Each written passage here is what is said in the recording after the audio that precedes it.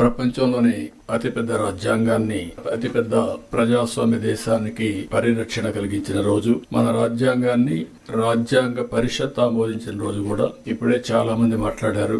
భారత రాజ్యాంగ నిర్మాత డాక్టర్ బిఆర్ అంబేద్కర్ సారథ్యంలో 2 సంవత్సరాల 11 నెలల 18 రోజుల పాటు సుదీర్ఘంగా ఆలోచించి రాసినటువంటి రాజ్యాంగం.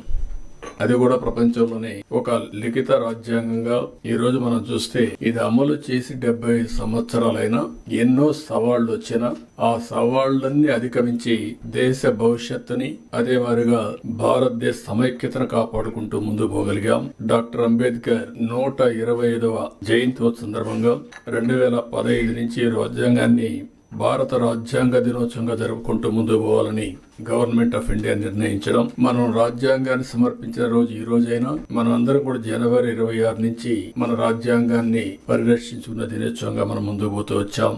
అయితే ఈ రోజు మనం దీన్ని ఒక 2 అకేషన్ లో గుర్తు చేసుకుంటున్నాం. స్వాతంత్ర దినోత్సవం జరుపుకుంటున్నాం.